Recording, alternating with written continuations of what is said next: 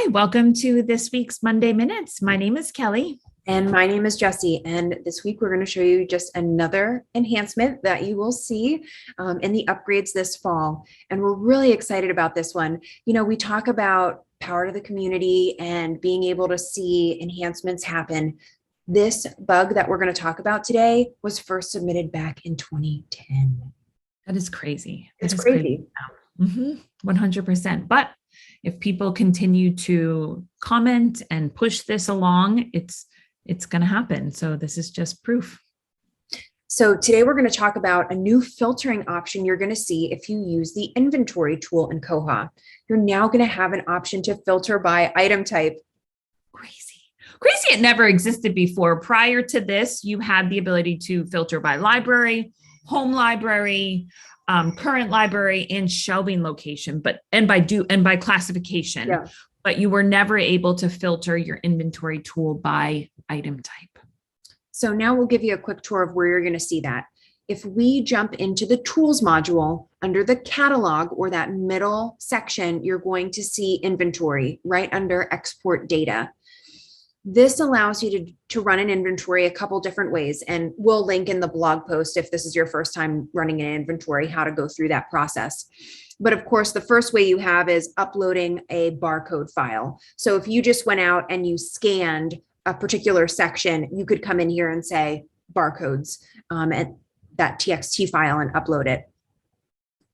The other way is you can scan in a list of barcodes. So if you take, let's say you're a device out to the stacks and you scan them and you bring those barcodes right in, you could do it that way.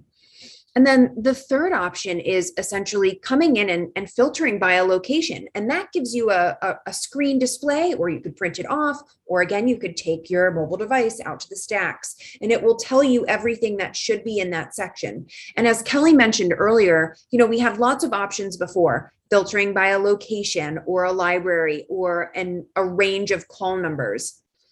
This new feature allows us to now, if we scroll all the way down, we can filter by an item type.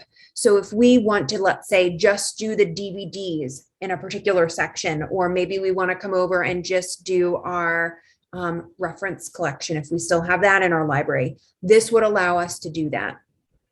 This is a fantastic way to be able to, using these filters is to really direct somebody maybe to a specific area, to a specific item type, to say you should find these books or these DVDs.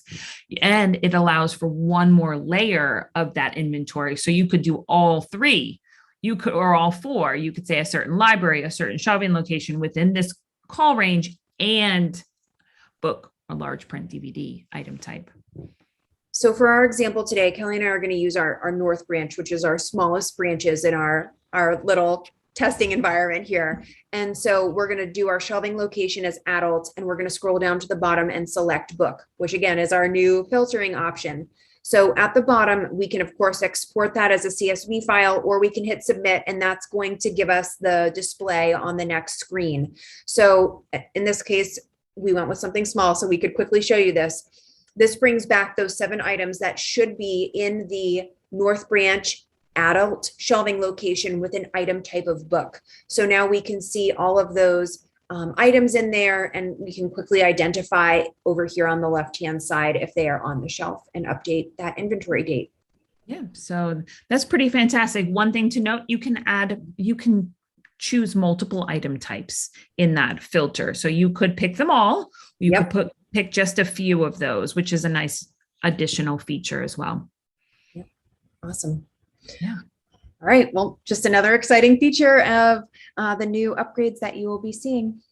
And if you missed our What's New webinars last week, then they are recorded and on our YouTube channel. So you're more than welcome to view those. And then next week, we'll have some Q&As that you can pop in and ask any questions you have. All right. Wonderful. See you next week. Bye. Have a nice day.